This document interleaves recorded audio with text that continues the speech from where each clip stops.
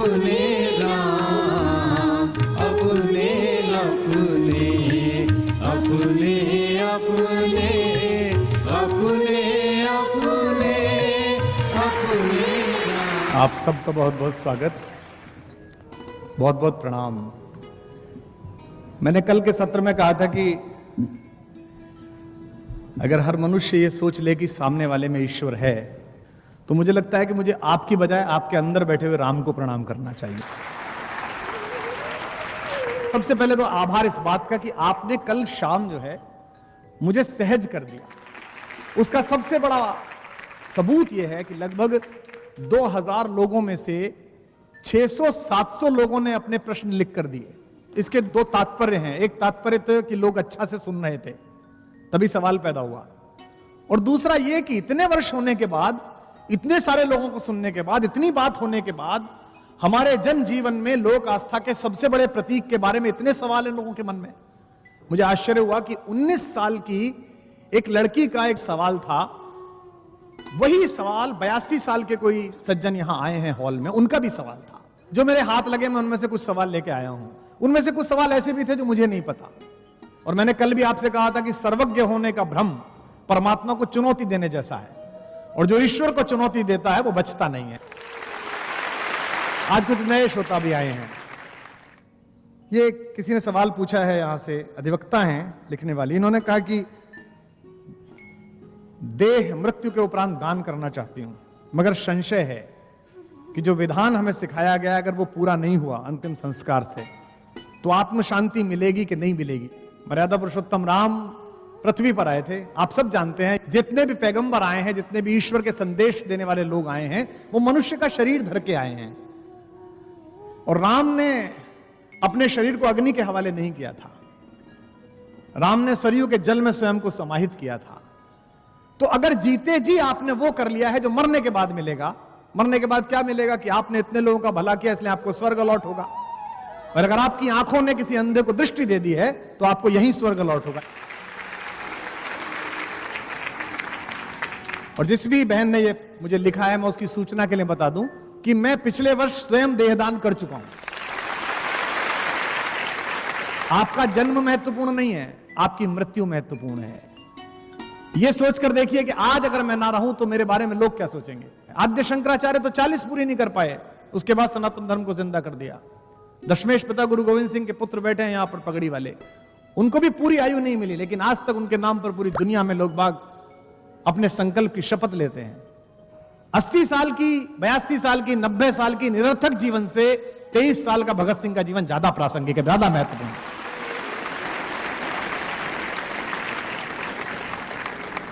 भारतीय संस्कार विधि में ऐसा कुछ भी नहीं है जिसमें आपको मुक्ति नहीं मिलेगी।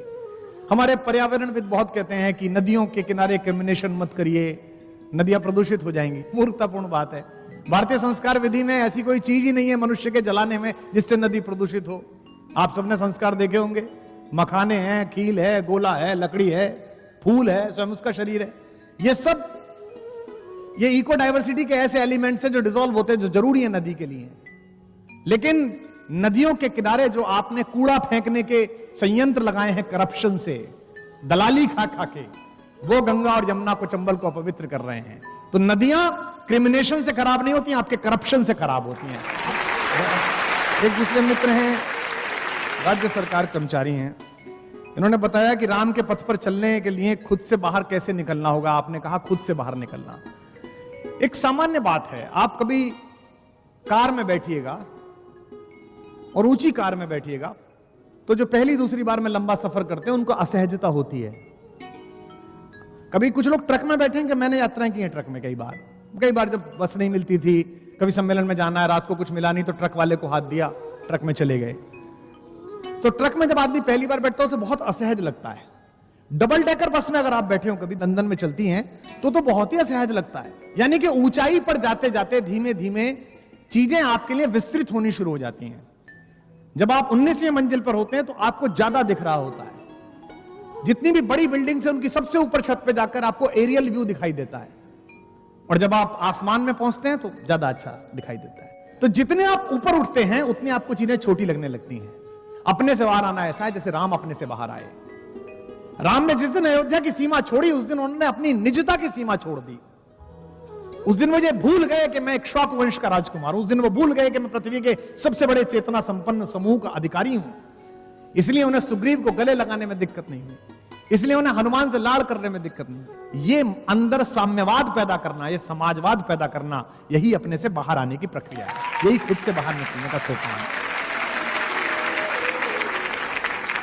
एक बड़ी भावुक सी चिट्ठी है, इसका नाम पढ़ना ठीक नहीं है। कल मैं घर जाऊं, मेरी मां मुझसे पूछे, मेरे पिता मुझसे पूछे कैसा रहा, तो मैं ये वाली चिट्ठी दिखाऊंगा कि ऐसा रहा। इन 2000 लोगों से ये मुझे पद्मश्री, पद्म भूषण, भारत रत्न एक साथ मिला आज का।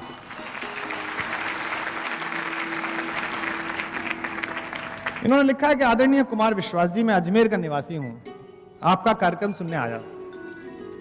मेरे बड़े भाई साहब जूनागढ़ में रहते हैं, दोनों के बीच में संपत्ति को लेकर 40 वर्षों से विवाद चल रहा था। आज आपका संवाद सुनने के बाद मैंने तय किया कि रविवार का कार्यक्रम सुनने के बाद मैं अपने भाई साहब के पास जाऊंगा, उनसे क्षमा मांगूंगा और जिस तरह वो कहेंगे उसी तरह का आचरण करूंगा।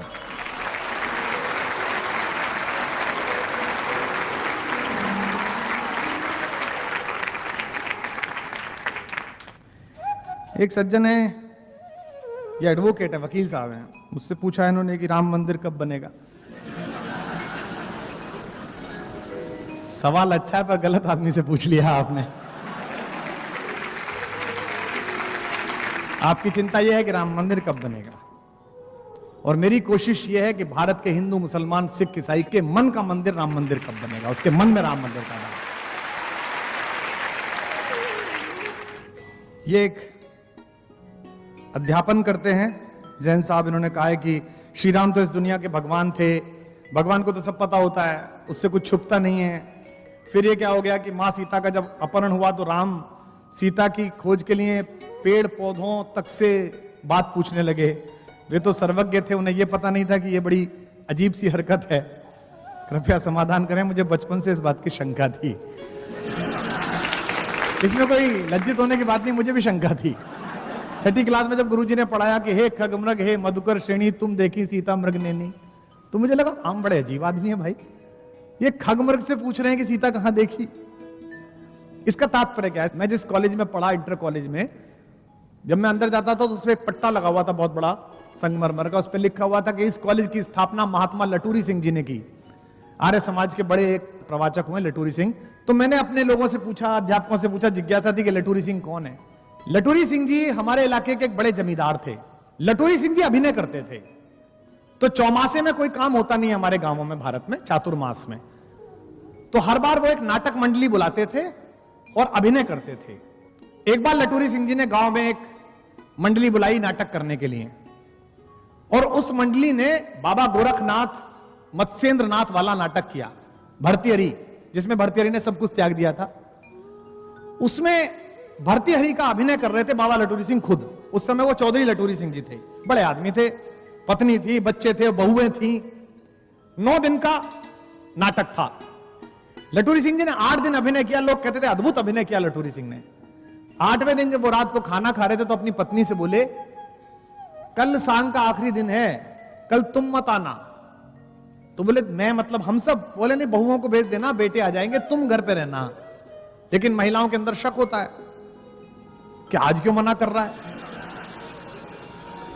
Looking to catch the next IPO? Here's how Grow can help you. Get complete details on the bidding dates, minimum investment. रोज बुलाता है, आज क्यों कह रहा है? लटूरी सिंह ने कहा बस तुम 8 दिन आई ना, बहुत अच्छा, तुम मत आना। अब चौधरी साहब की पत्नी चौधराइन को लगा सब चले गए, घर से अकेली बैठी है, क्या करूं, पता नहीं क्या हो रहा होगा। और जब शंका में पति गया हो तो कल्पना बहुत तेज चलती है। उस समय तो जो रिकॉर्डेड कॉल आती है किसी महिला की, वो भी किसी और की लगती है। तो लटूरी सिंह की पत्नी को लगा कि जाना तो चाहिए यार, देखना तो चाहिए कि हो क्या रहा है। तो लटूरी सिंह की पत्नी ने घूंघट निकाला, अकेली गई, और सांग में जो सामने लोग बैठे थे उनमें बैठने की बजाय पड़ोस के घरों की एक छत पे महिलाओं के बीच छुप के बैठती, यहां से देख लूंगी। अब सांग प्रारंभ हुआ। नटराज की स्तुति के बाद लटूरी सिंह जी ने अभिनय प्रारंभ किया। जब अभिनय समापन के अवसर पर आया तो लटूरी सिंह जी ने भर्तृहरि बन के राजा के कपड़े उतारे और योगी के कपड़े पहने और अपना डायलॉग बोला कि इस प्रकृति में उपलब्ध शंकर को साक्षी मानकर यहां जल रही अग्नि को साक्षी मानकर मैं भर्तृहरि आज ये घोषणा करता हूं कि आज से कोई धन धान्य भूमि का मैं अधिकारी नहीं हूं। मेरा कोई पुत्र नहीं है, मेरी कोई मां नहीं है, मेरी कोई पत्नी नहीं है। दुनिया की सारी महिलाएं मेरी मां हैं, मेरी बहन हैं, मेरी बेटियां हैं। मैं आज इस गृहस्थ जीवन को त्याग कर योगी के जीवन में प्रवेश करता हूं। लोगों ने तालियां बजाई, अच्छा अभिनय हुआ, बहुत अच्छा अभिनय हुआ। जैसे ही वो बोल रहे थे तो ऊपर से कोई एक औरत बोल गई जो लटूरी सिंह जी की पत्नी की जेठानी लगती थी। तो वो जेठानी जो उनकी भाभी थी वो बोली, लटूरी तेरी लुगाई बैठी है यहां। तो लोग हंस पड़े जैसे आप हंस पड़े। लटूरी सिंह ने ध्यान नहीं दिया, वो अभिनय करते रहे, तालियां वालियां जैसी बस्ती में। कार्यक्रम समापन हुआ, लोगों ने कपड़े बदल लिए, लटूरी सिंह ने भगवा पहने रखा। मंडली के प्रधान ने कहा, चौधरी साहब कपड़े बदल लीजिए। बोले भोजन के लिए भिक्षा ले आऊं। और उन्होंने वहां रखा हुआ जो काम आता था कटोरा, अभिनय में उसको उठाया और गए और अपने द्वार पर जाकर बोले कि मां भिक्षा दो। उनकी पत्नी निकल कर आई। उन्होंने कहा कपड़े चेंज नहीं करे। तो उन्होंने कहा मैंने आपसे कल निवेदन किया था कि जिस समय मैं अभिनय करता हूं मेरे अंदर शंकर होते हैं। मैं एक क्षण उस अभिनय के असत्य में नहीं जाता, मैं उसे सत्य जीता हूं। और आज आपके सम्मुख मैंने घोषणा की कि पृथ्वी की और यहां उपस्थित सारी महिलाएं मेरी मां हैं। उस दृष्टि से आप मेरी मां हुई। आज से मैंने ये संसार त्याग दिया, ये जीवन त्याग दिया।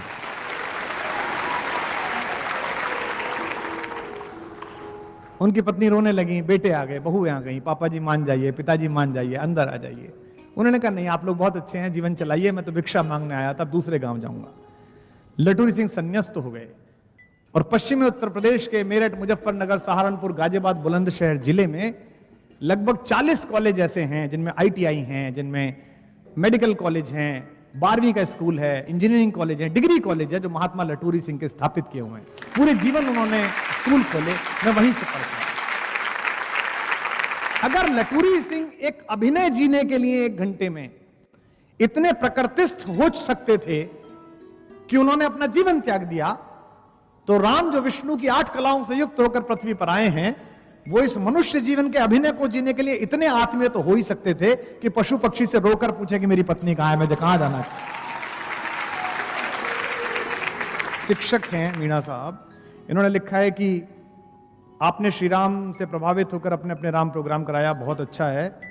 क्या भविष्य में राष्ट्रीय अंतर्राष्ट्रीय स्तर पर इसी प्रोग्राम की तर्ज पर अपने अपने राम, अपने अपने रहीम, अपने अपने बौद्ध, अपने अपने ईसा मसीह, अपने अपने महावीर जैसा सर्वधर्म प्रोग्राम होगा? क्या आदिवासियों के लिए भी कोई प्रोग्राम होगा? अगर आदिवासी नहीं होंगे, वंचित नहीं होंगे, दलित नहीं होंगे, तो राम भी नहीं होंगे। राम की पूरी यात्रा उन्हीं से है, राम उन्हीं के बनाए हैं। तो मुझे लगता है कि पहला चरण है। इसे पढ़कर मैं बहुत हंसा। ये आर्य साहब है, कितने भोले हैं। देखिए, मैं एक व्यवसायी हूं, व्यवसाय में रोज 50 बार झूठ बोलता हूं। अपने राम को जीवन में उतारने की चेष्टा करता हूं, पर कर्म क्षेत्र में अपने आप को अलग कर पाना कठिन महसूस होता है, असहाय महसूस करता हूं। मार्गदर्शन करिएगा। बहुत मुश्किल काम है जी, आपने सवाल पूछा है, मुझ पे भी अभी नहीं सधा, कोशिश में हूं। लेकिन एक बात मैं आपको बता दूं, थोड़ा मुश्किल लगता है, एक बार कर लो फिर मुश्किल नहीं लगता। पतन की राह या उत्थान की राह 1 कदम बढ़ने के बाद सारा सरल हो जाती है। पतितों की भी राह आसान हो जाती है। जैसे एक क्षण के 100वें हिस्से में आपको निर्णय लेना पड़ता है, और एक बार आप वो कठोर होकर निर्णय ले लो तो उसके बाद सब सही हो जाता है। मैंने जीवन में 2-4 विपत्तियां देखी हैं जिन्हें तात्कालिक रूप से सांसारिक विपत्ति कहा गया, लेकिन एक क्षण के 100वें हिस्से में मैंने खुद से बात की। और ये 100वां हिस्सा कौन सा है? ये 100वां हिस्सा वो है कि अंधेरे कक्ष में दशरथ ने बुलाकर राम से कहा कि बेटा कल राज्याभिषेक नहीं होगा, अपनी पत्नी से कहो कपड़े बदले और तुम सुबह जाओ। ये सेकंड का 100वां हिस्सा है। एक क्षण में राम ने तय किया जो पिता कह रहे हैं वही करना है। यह सारा संघर्ष प्राप्त और पर्याप्त के बीच का संघर्ष है। जो हमारे पास प्राप्त है, अगर वो हम पर्याप्त मान लें तो संघर्ष समाप्त हो जाएगा। पवन दीक्षित मेरा एक दोस्त है, उसका एक शेर सुनिए कि एक बात सिखाई हमें आंखों की नीर ने, एक बात सिखाई हमें आंखों के नीर ने, इंसा को पीर कर दिया इंसा की पीर ने। और अगला शेर सुनिएगा कि एक बात सिखाई हमें आंखों के नीर ने, इंसा को पीर कर दिया इंसा की पीर ने। चिड़ियों को चुगते देख रहा था कि अचानक हंसकर कटोरा फेंक दिया एक फकीर ने।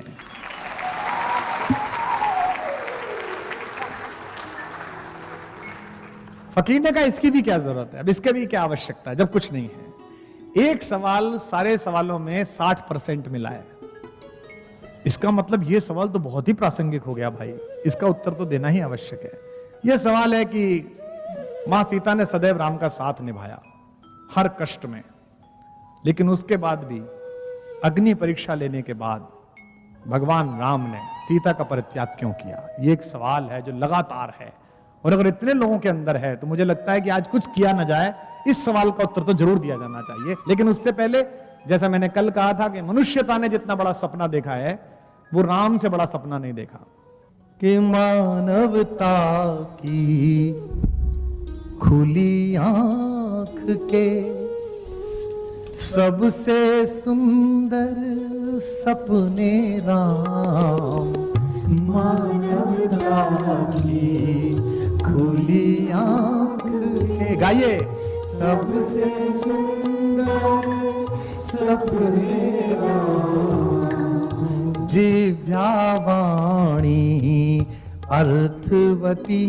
हो गई लगी जब जपने राम, जिव्या वाणी अर्थवती हो गई जब जपने राम, मानवता की, पीछे वाले भी, खुली आंख के सबसे सुंदर सपने राम, मात पिता गुरु जन परिजन ने अपने अपने देखे थे, मात पिता गुरु जन परिजन ने अपने अपने देखे थे,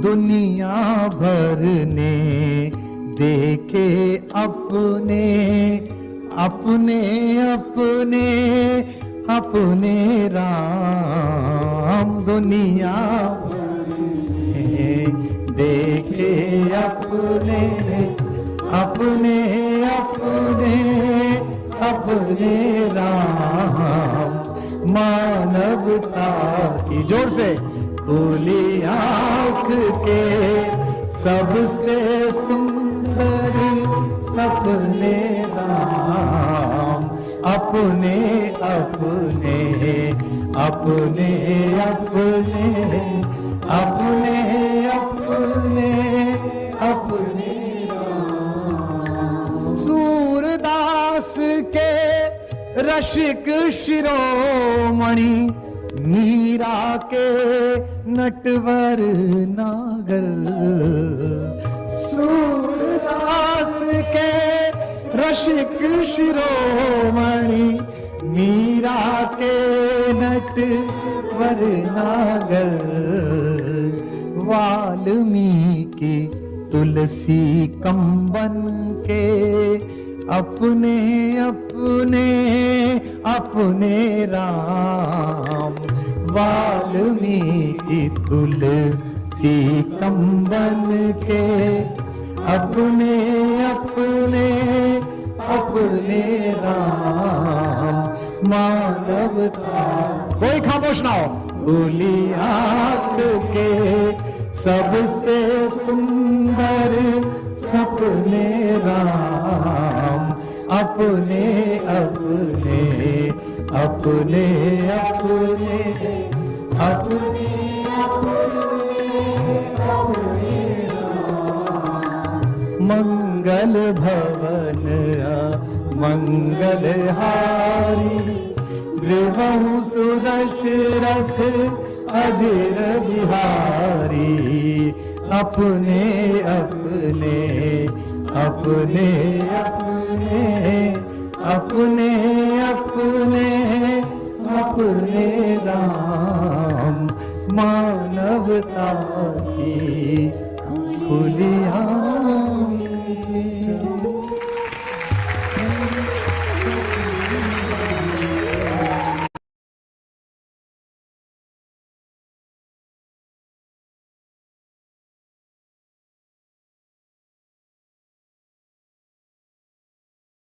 हर महीने 3-4 हजार रुपए का बिल आता है। वो भी सिर्फ दवाई का। मेरा लोग बहुत सवाल करते हैं और उठने भी चाहिए। मैंने कल भी कहा था, जो श्रद्धा तर्क से विपरीत है वो श्रद्धा मिट्टी के ढेले के समान है। छोटे बच्चा हमारे यहाँ घर में संस्कार होते हुए देखता है, पंडित जी एक पीली मिट्टी का ढेला मंगाते हैं, उसके ऊपर एक कलावा बांधते हैं और कहते हैं इसमें गणेश जी की स्थापना हो गई। ये हमारी धारणाओं में है कि हमने कण कण में ईश्वर की व्याप्ति मानी है, लेकिन इसको अगर सिद्ध नहीं करा तो वो बच्चा आपको समझेगा नहीं।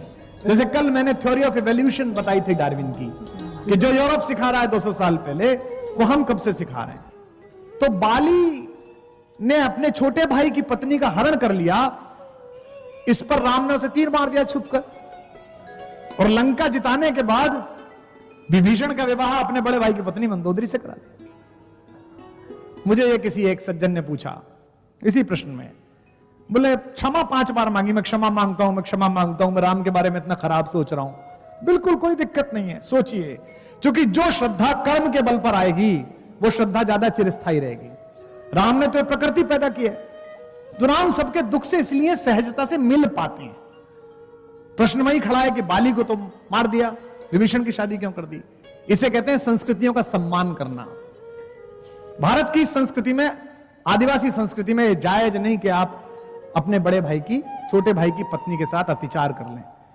इसलिए कि बाली को मारते समय बाली को कहा भी कि अनुज वधु भगिनी सुतनारी 69 कन्या समेचारी, इसलिए मारा तुझे मैंने। लेकिन जिस संस्कृति में वहां वो गए थे वहां ये जायज था, वहां आराम से संभव होता था। विपरीत संस्कृति को आदर देने वाला ही राम का सच्चा अनुयायी बन सकता है।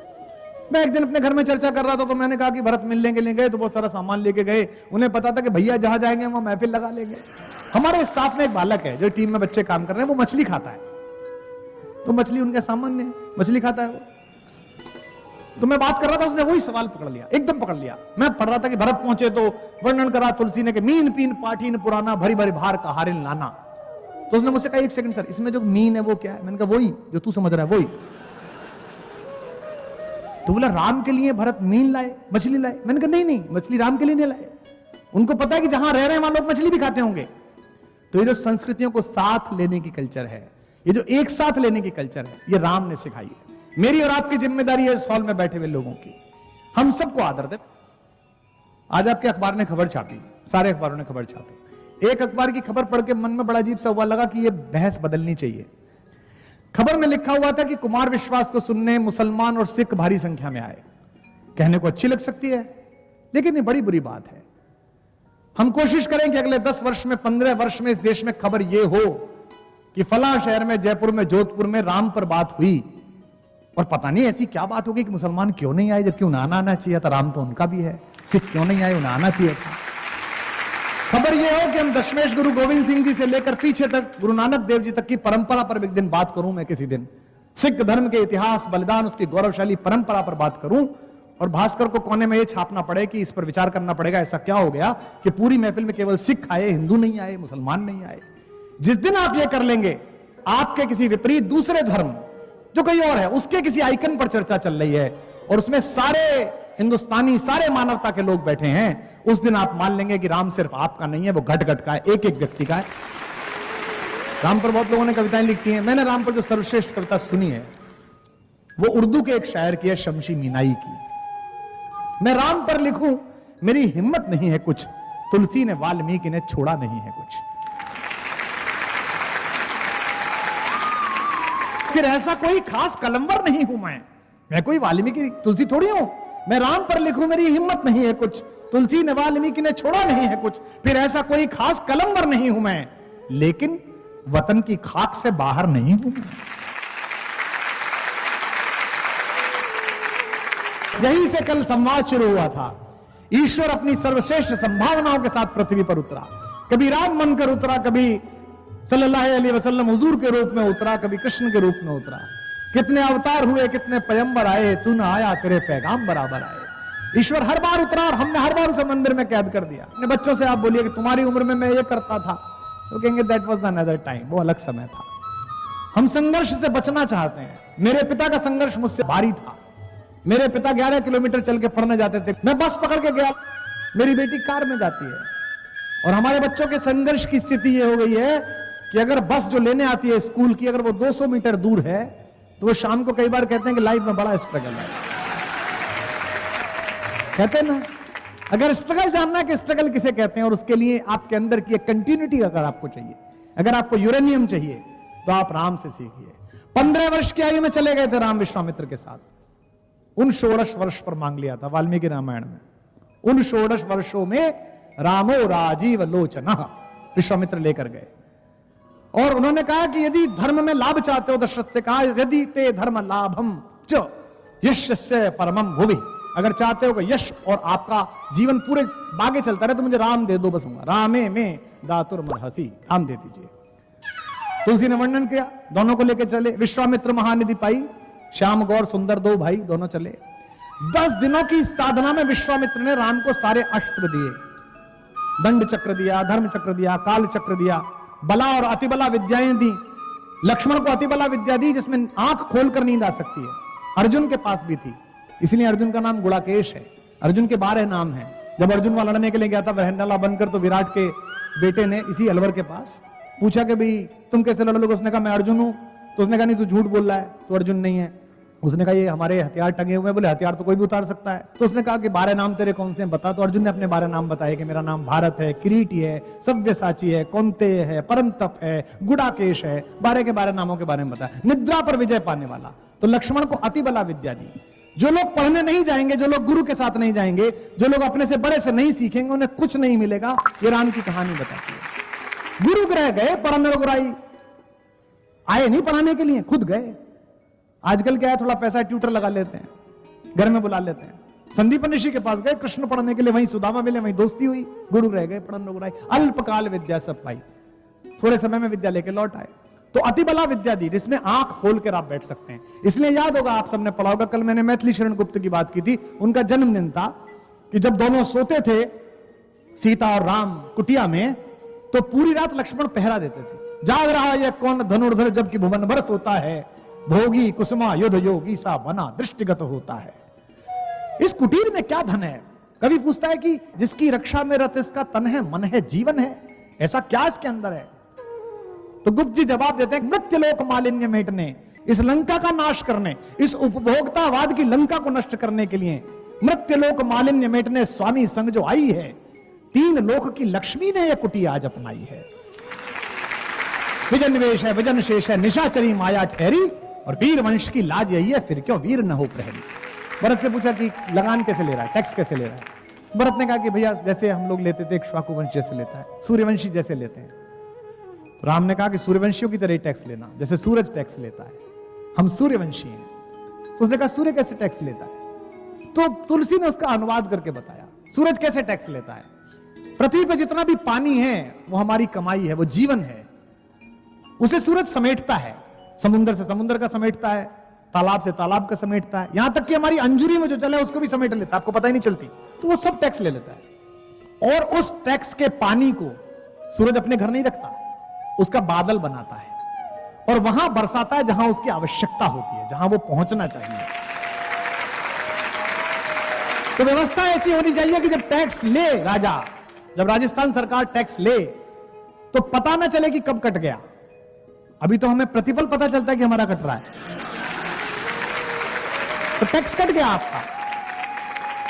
राम ने कहा कि राजा ऐसे टैक्स ले कि किसी को पता ना चले। बेटा सूरज की तरह हम सूर्यवंशी हैं, लेकिन जैसे सूरज उस पानी को बादल बना के जब बरसाता है तो सब हर्षित होते हैं, मजा आ गया, क्या बात है। लेकिन उसी पैसे से जब वो फ्लाईओवर बनाए, उसी पैसे से जब वो हॉस्पिटल बनाए, उसी पैसे से जब विश्वविद्यालय बनाए, तो हर आदमी कहे कि स्टेट ने क्या जबरदस्त काम किया है, सरकार ने क्या बनाया है, वाह।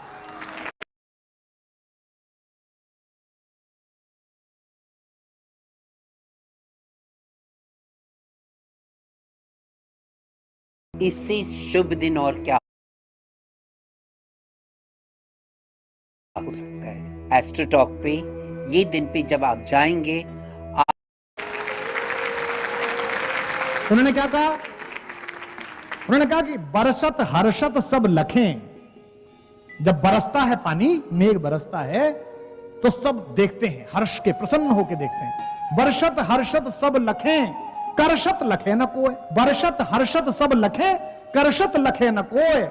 तुलसी प्रजा सुभाग से, प्रजा के सौभाग्य से भूप भानु सो हो, राजा सूरज जैसा होना चाहिए।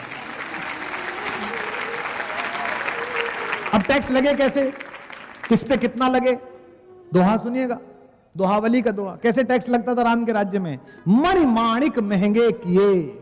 सब ज्यादा टैक्स किस पर है? होना चाहिए किस पे? ज्वेलरी पर, हीरे पर। जब तक इस देश में एक बच्चा एक वक्त खाना खाता है, तब तक इस देश में यह आवश्यक है कि हीरे पर टैक्स लगे, मर्सिडीज पर टैक्स लगे। तो वो कहते हैं मणिमाणिक महंगे किए, और बिना टैक्स का क्या छोड़ा? सहजे तृण जल नाज। किस बात पर टैक्स नहीं है? तृण, जो पशु खाएगा, जल, पानी पर टैक्स लगना चाहिए। इस देश में पानी जो जीवन की आवश्यकता, उस पर टैक्स है। मणिमाणिक महंगे किए, सहजे तृण जल नाज, तुलसी सोई जानिए राम गरीब नवाज। तो जन परोपकारी शासन की जो अवधारणा है, उसके मूल में राम विचार है। इसीलिए सबसे पहला जो लेख नवजीवन में 1930 में लिखा बापू ने, उसमें इस बात का जिक्र किया और साफ कहा, तुलसी ने राम की ओर से कहा, जा सुराज प्रिय प्रजा दुखारी। जिस राजा के राज्य में प्रजा दुखी है, उसको क्या दंड मिलना चाहिए? सो नप अवस नरक अधिकारी। विषमता दूर है, राम राज बैठे तरलो का, हर्षित भय गए सब शोका, बयर नुकर काहू सन कोई। अगली पंक्ति ध्यान देने योग्य है, राम प्रताप विषमता खोई। इस पूरे देश में समस्या क्या है? जिन पर है उन पर अधिक है, और जिन पर नहीं है उन पर बिल्कुल नहीं है। इसीलिए नक्सलवाद की समस्या है, इसीलिए पूंजीवादियों के खिलाफ आक्रोश है। राम ने कहा, राम प्रसाद विषमता खोई। सबके लिए मूलभूत आवश्यकता तो वही होनी चाहिए। भारत का संविधान 1947 के बाद जब 1950 में अंगीकृत किया गया, भारत के संविधान की जो पहली कॉपी है, जिस पर पूज्य बाबा साहब भीमराव अंबेडकर के हस्ताक्षर हैं, पूरी संविधान निर्मात्री सभा के हस्ताक्षर हैं, उसके सबसे ऊपर कवर पर लिखा हुआ है कॉन्स्टिट्यूशन ऑफ इंडिया, भारत का संविधान, और नीचे राम दरबार का चित्र बना हुआ है, राम बैठे हुए हैं।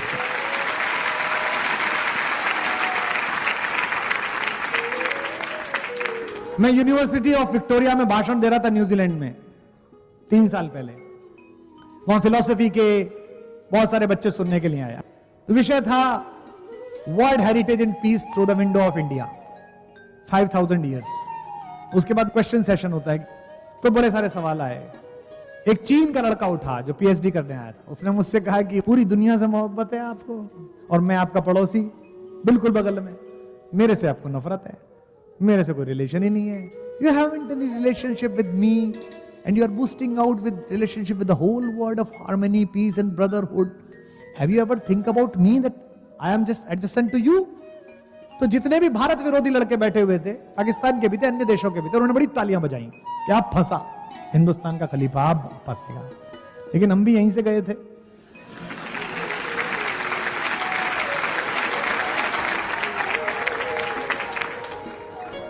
बोला दुनिया को ब्रदरहुड सिखा रहे हो और मैं तुम्हारा पड़ोसी हूं, मेरे साथ तुम्हारे ब्रदरहुड के रिलेशन नहीं है। तो मैंने ऐसा जवाब दिया, मैंने कहा बेटा ऐसा है, if you want to greet me as a seller, I am a buyer for you. अगर विक्रेता की तरह मेरे दरवाजे पे तू आता है तो मैं खरीदार हूं, मोल लगाऊंगा। And if you greet my door as a son of Buddha, I will greet you as a brother, मैं भाई की तरह मिलूंगा। हनुमान बल हैं, प्रकृति के पुत्र हैं, सूर्य का ताप है, पवन की शांति है, सोने के किले में जाते हैं लेकिन रहते नहीं है। हनुमान नॉन रिटर्निंग इंडियंस नहीं है। उनसे पूछिए, कई बार हमारे कई साथी वहां रहते हैं कि क्यों नहीं आते, क्वालिटी ऑफ लाइफ बहुत अच्छी है। तो हनुमान लंका में रह नहीं रहे, गए, देख के काम करके लौट आए। उन्हें पता है कि सोने के लालच में फंसे तो दुनिया से कट जाएंगे, जो लंका कटी। बीवी की नहीं सुनोगे, जैसे मंदोदरी की नहीं सुनी। आपको पता है मंदोदरी की नहीं सुनी? पंचकन्याओं में पूजित है मंदोदरी, हमारे गांव के पास की है, हमारी मां है, मेरठ की है। मय नामक राजा की बेटी थी, मयराष्ट्र, मेरठ, वहां से आई थी। उन्होंने रावण को बहुत समझाया। रावण रोता था शयन कक्ष में जाके कि सीता मेरी तरफ देखती नहीं है। एक गुजराती में कहानी आती है, मंदोदरी ने कहा कि पति को देखा नहीं गया रोते हुए। उसने कहा ठीक है, तुम तो मायावी हो, वो तुम्हें रावण समझती है, ऐसा करना कल चुपके से राम का वेश बन के चला जाना। और उससे कहना कि मैं राम आ गया हूं, वो तुम्हारे गले मिलेगी, तुम्हारे साथ रह लेगी, तुम्हारी इच्छा पूरी हो जाएगी। इस पर रावण और रोया। मंदोदरी ने कहा अब क्या हुआ? उसने कहा मैंने 2-3 बार ये प्रयास किया कि मैं राम का वेश धारण करूं, लेकिन मैं जैसे ही राम का वेश धारण करता हूं, मुझे तुम्हारे अतिरिक्त दुनिया की हर स्त्री अपनी मां, अपनी बहन, अपनी बेटी नजर आने लगती।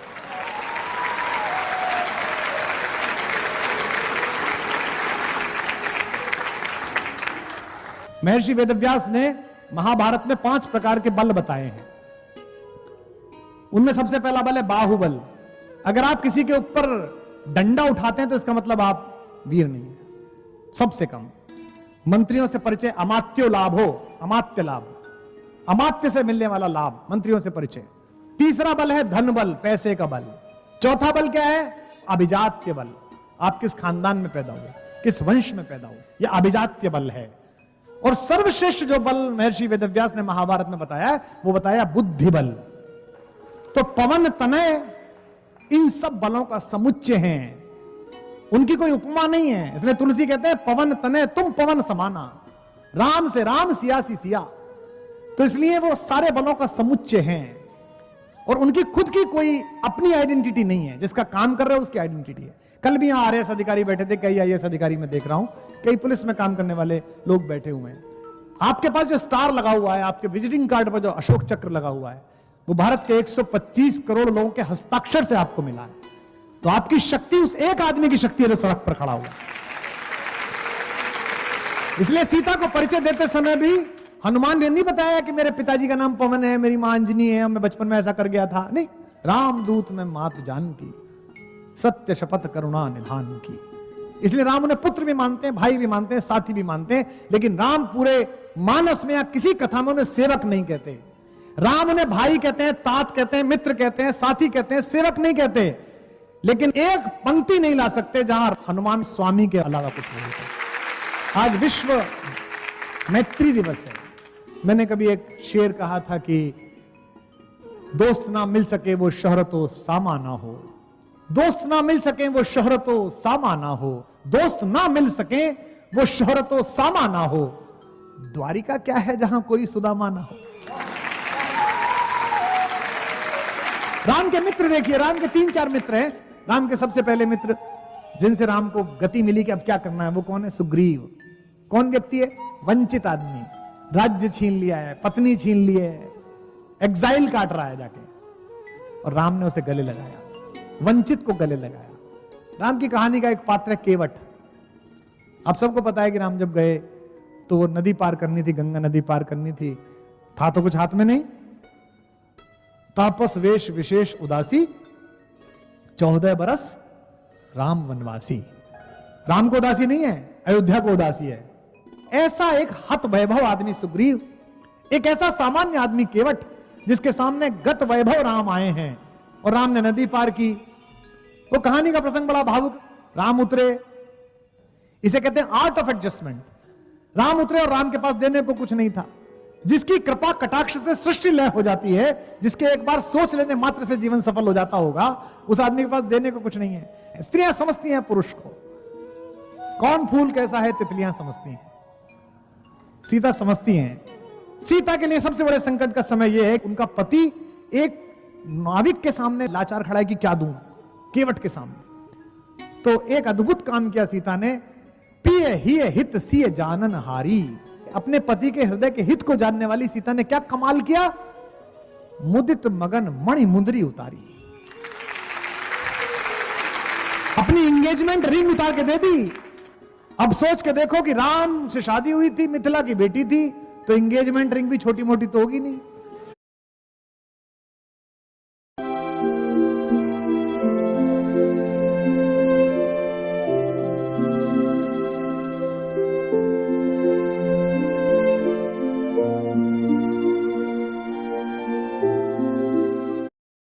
और किस बात पर दे रही है कि मेरे पति का चेहरा किसी के सामने अपमानित ना हो।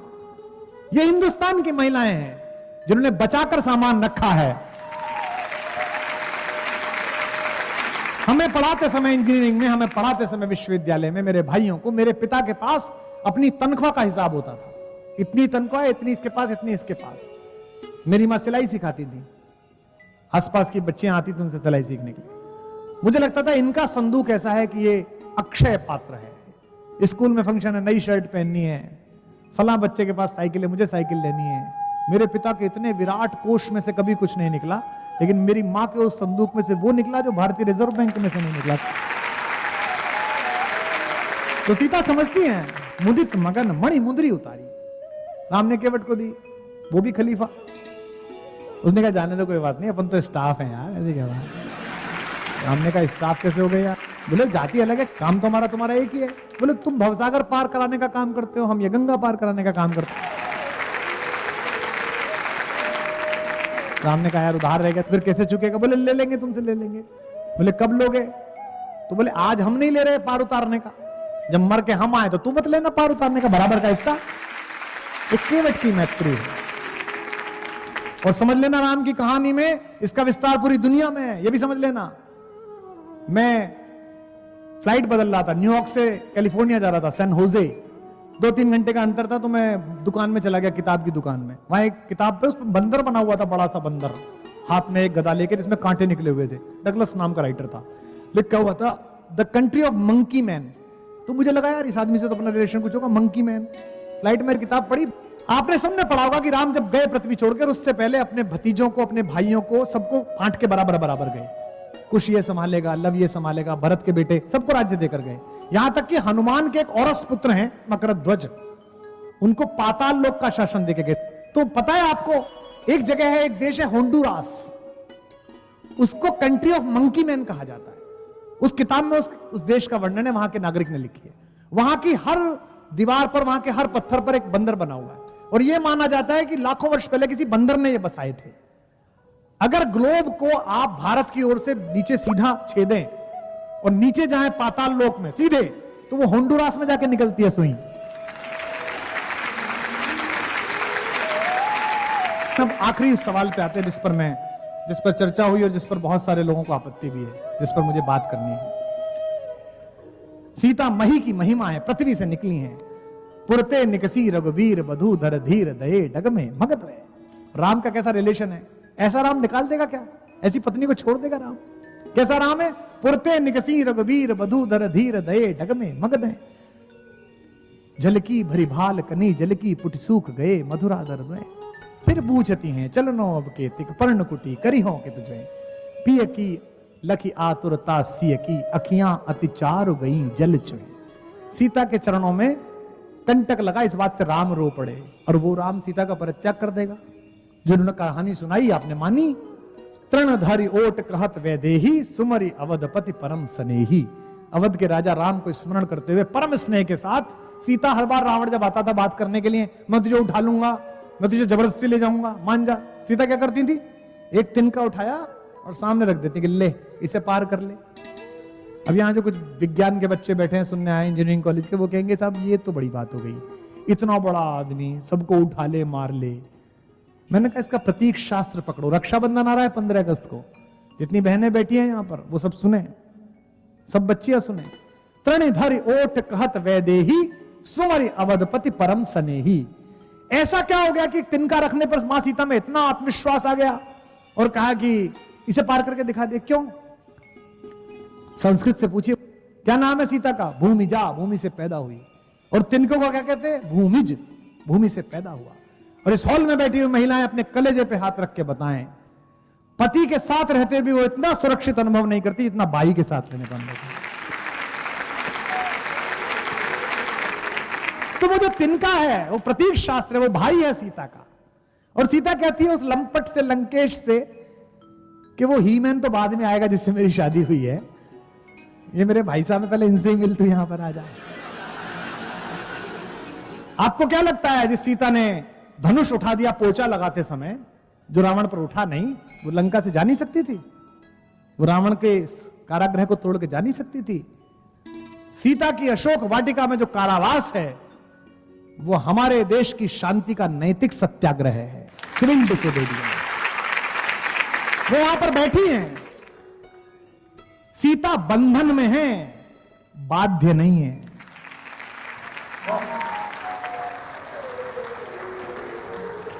हम बंधन में नहीं है, बाध्य हैं। वो बंधन में है, बाध्य है कि जब आप अनाचारी के पापी के कहने पर काम करने लगो। इसलिए ये दोनों भाई राम और लक्ष्मण, राम तो विशेष रूप से सीता के साथ ऐसा करेंगे ये नहीं हो सकता।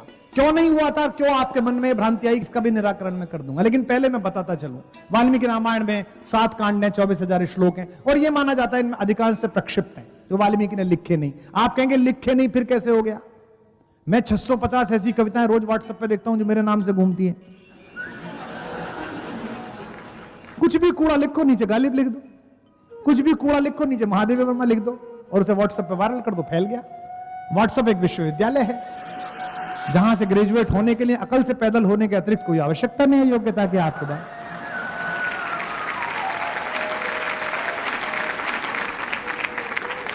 वाल्मीकि रामायण में अहिल्या से जब मिलने के लिए राम गए, और पहली बार मैंने कल भी बताया था आपको सब इस प्रसंग में, दोनों भाइयों ने पहला काम किया कि चरण स्पर्श किए अहिल्या के। राघवो तू सदा तस्या पादौ जगृहित, सबसे पहले चरण स्पर्श करे।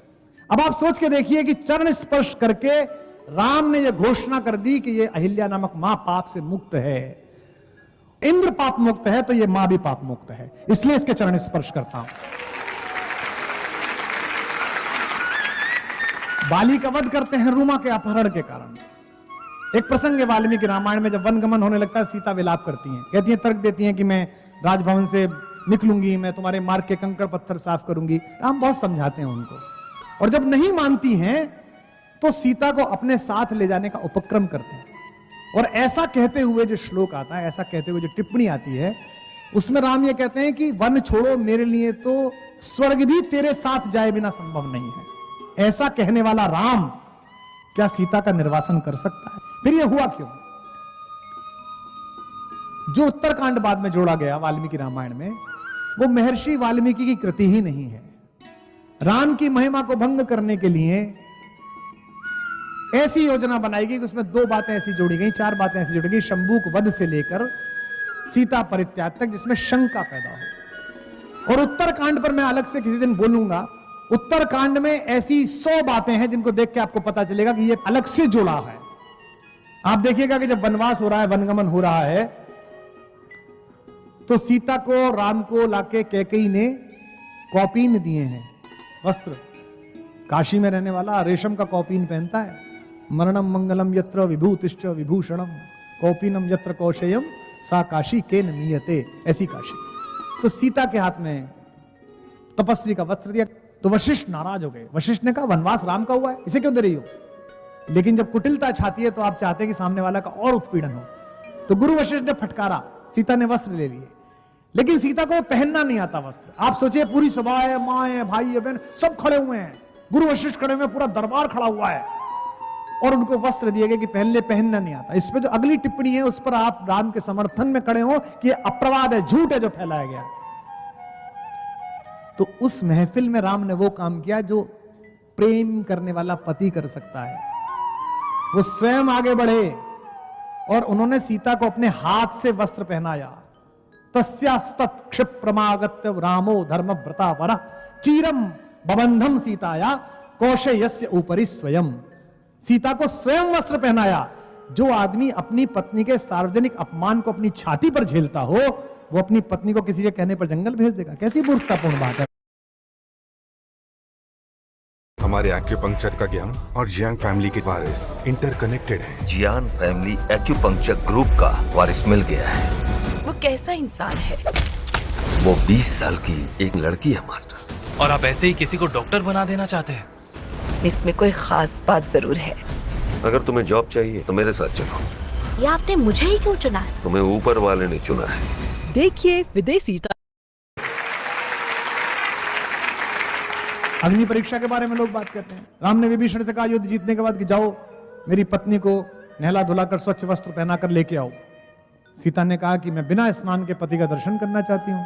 विभीषण ने कहा कि प्रभु ने तो आज्ञा दी है कि आप स्नान कर लें और कपड़े पहन लें। नए कपड़े दे दिए गए, पालकी मंगवा दी गई। सीता पहुंची। जब सीता को उन्होंने देखा तो उनका मुख म्लान हो गया। अब आप समझेंगे कि इतने लंबे समय के बाद राम मिले तो म्लान के मुख हो गया। राम को लगा कि इतने सुंदर वस्त्रों में इतनी सजी संवरी अगर ये आएंगी तो लोक में इनके बारे में गलत राय जाएगी। इन्हें तो रावण की कैद में कोई दुख ही नहीं था, कोई कष्ट ही नहीं था, और यह दुख समझने के बाद समाज गलत सोचेगा। सीता ने कहा, मैंने प्रभु से, अपने पति से अनन्य प्रेम किया है, अगर क्षण भर भी मेरा मन राम से दूर हुआ हो तो अग्निदेव मेरी रक्षा करें। तो इसमें मनश्छंद एक शब्द है। यहां कालिदास पढ़ाने वाले लोग बैठे हैं, जितनी महिलाएं बैठी हैं, सीता ऐसी नहीं है कि ऐसे कोई निर्वासन दे दे चली जाएंगी, ये सब झूठ है। सब ये उत्तर रामायण की कथा है जो बाद के लोगों ने जोड़ी है। सीता का तो दर्प इतना बड़ा है, सीता का स्वाभिमान इतना बड़ा है कि कालिदास ने रघुवंशम में जब सीता को जंगल में छोड़ा, लक्ष्मण से कहा कि बेटा इसे छोड़ के आओ, इस कहानी को बनाया उन्होंने। तो सीता से लक्ष्मण ने पूछा, बहुत देर तो खड़े रहे भाभी के सामने, फिर डरे रहे, पूछूं डांट तो नहीं देंगी। फिर लक्ष्मण ने पूछा कि मां मेरे लिए कुछ आज्ञा है? तो कालिदास लिखते हैं, सीता कहती है लक्ष्मण से, प्रीतस्मिते सौम्य चिराय जीवः, मैं तुमसे बहुत खुश हूं, तुम बहुत समय तक जीवित रहो। साहस बढ़ता है। फिर कहते हैं, भैया के लिए कुछ आज्ञा है, भाई साहब को कुछ कहूं? अब सोचिए, सीता का चरित्र देखिए। वो एक वाक्य बोलती है, एक शब्द बोलती है, आपके अंदर से आंसू खींचेगा वो शब्द। कालिदास जैसा महाकवि लिख रहा है तो कौशल भी है उसके पास लिखने का। कहते प्रीतस्मिते सौम्य चिराय जीवः, भाई से कुछ कहना है? तो वो कहते हैं, वाच्यस्त्वया मद वचनात् स राजा, उस राजा से मेरी ये बात कह देना। पति नहीं कहती। उत्तरकांड आप पढ़ लीजिए, वो वाल्मीकि का कथन ही नहीं है, वाल्मीकि की स्टाइल ही नहीं है। जो यहाँ विज्ञान ज्ञानी बैठे हों, जिनको पढ़ना है, मैं उनसे चुनौती देता हूं, वाल्मीकि रामायण पूरी पढ़ी है, जहां से कहानी शुरू हुई है, जहां से झूठ शुरू हुआ है कि सीता को निर्वासन दिया गया। ये कहानी कभी नहीं थी, ये बाद में जोड़ी गई है। क्योंकि आप उत्तरकांड की भाषा पढ़िए, वो वाल्मीकि की भाषा ही नहीं है। हमारे मंचों पर कई लोग उस्तादों से गजल लिखवा के ले आती हैं, आप सबको पता है। हमारा उर्दू का एक शायर है मलिक जादा जावेद, उसका एक शेर है, उत्तरकांड पढ़ते समय मुझे वो शेर याद आता है कि जो दूसरों से कहलवा के गजल लाते हैं, जो दूसरों से कहलवा के गजल लाते हैं, ज़बां खुले तो तलफ्फुज में मात खाते हैं। वो साफ दिखता है कि उत्तरकांड उनकी रचना ही नहीं है। इसी से विचार पूर्वक बालकांड का तृतीय और चतुर्थ सर्ग लिखा गया ताकि उत्तरकांड की वैधता दिखाई देती। तो आज के बाद इस सभा में आपसे कोई भी पूछे कि सीता का निर्वासन हुआ, तो उससे कहना कि भाई सीता का कभी निर्वासन नहीं हुआ, क्योंकि वाल्मीकि उस समय जीवित थे जब ये कहानी लिखी। वाल्मीकि ने जीवनी लिखी है, ऑटोबायोग्राफिकल एलिमेंट है, और वाल्मीकि ने उसे समाप्त कर दिया कहा, युद्ध कांड पर। और युद्ध कांड के बाद में कहा, इस प्रकार राजा ने, राम ने 11,000 वर्षों तक राज्य किया। जब एक बार बात कह दी और कथा समाप्त हुई, जोर से बोलिए। इसलिए वाल्मीकि ने योग बल से देखा, और वाल्मीकि अपने आश्रम में ही सीता को देख रहे हैं, राम मिलने आए हैं, नारद ने खुद ने कहा 11,000 वर्षों याद किया है। तो आज के बाद से इस कहानी का एक प्रसंग आप आगे से ध्यान रखेंगे, शंभूक वध और सीता का परित्याग। ये दो कहानी राम को दलित विरोधी दिखाने के लिए, आदिवासियों का विरोधी दिखाने के लिए, और राम को स्त्री विरोधी दिखाने के लिए। जिन लोगों को भारतीय संस्कृति के इस आचार विचार में आस्था नहीं थी, उन्होंने षड्यंत्र पूर्वक जोड़ी है। तो एक बात आज से मान के चलिएगा कि उत्तरकांड में जितना कुछ भी है वो राम के बारे में अपयश फैलाने के उद्देश्य से लिखा गया, उसकी शुद्धि हुई नहीं है। और यहां बैठे तमाम लोगों से मैं निवेदन करता हूं, अपने अपने धर्म गुरुओं से, अपने अपने धर्म प्रचारकों से, अपने अपने कथा करने वालों से कहिएगा कि आज के बाद से इस प्रसंग को बोलना बंद करें। झूठ आप बोल रहे हैं इसलिए जनता विश्वास कर रही है। निर्वासित अहिल्या को मां कहने वाला हमारा राम, कैकेयी जैसी मां। कल मैथिली शरण गुप्त की जयंती थी, मैथिली शरण गुप्त ने कैकेयी को पहुंचाया है जब पंचवटी में, तो कैकेयी बताती है बेटे से, होने पर बहुधा अर्धरात्रि अंधेरी, जी जी आकर करती पुकार थी मेरी, लोग कुहुकनी अपना कुहुक राम यह जागा। बेटा तुम्हें याद है जब तू छोटा था तो मेरे पास सोता था, राम से कहती है कैकेयी, लोग कुहुकनी अपना कुहुक राम यह जागा, निज मंजली मां का स्वप्न देख वे भागा, होने पर बहुधा अर्धरात्रि बहुतेरी, तुम वही राम में वही कैकेयी तेरी। राम कहते हैं, हे अम्ब तुम्हारा राम जानता है सब, इस कारण यह कुछ खेद मानता है कम। राम ने कहा कैकेयी से, 100 बार धन्य वह एक लाल की माई, जिस जननी ने है जना भरत सा भाई।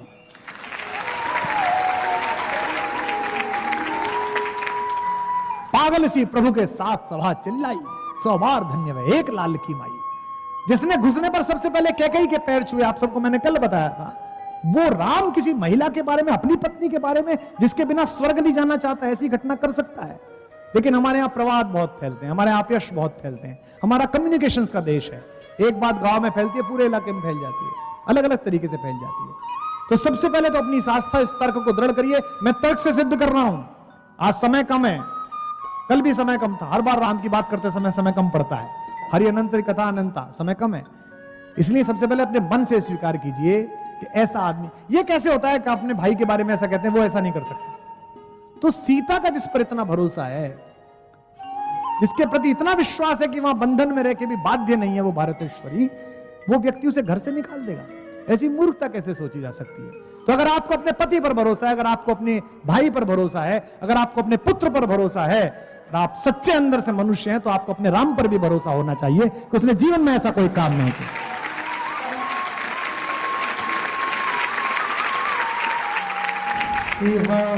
अगर जुड़कर रहते तो प्रणाम बन जाते हैं। हाथ अगर जुड़कर रहते हैं तो प्रणाम बन जाते हैं। संकल्पों की पुण्य वेदी पर सभी काम बन जाते हैं। संकल्पों की पुण्य वेदी पर सभी काम बन जाते हैं। अगर आत्मा रहे निरंतर मन के मानस के संग में,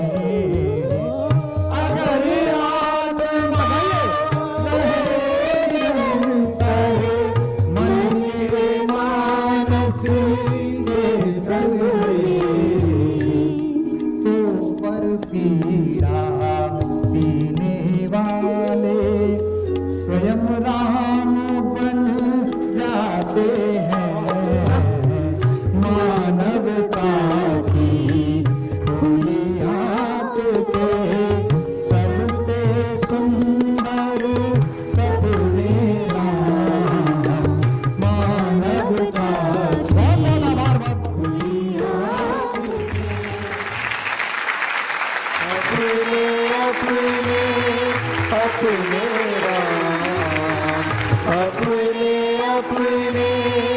अपने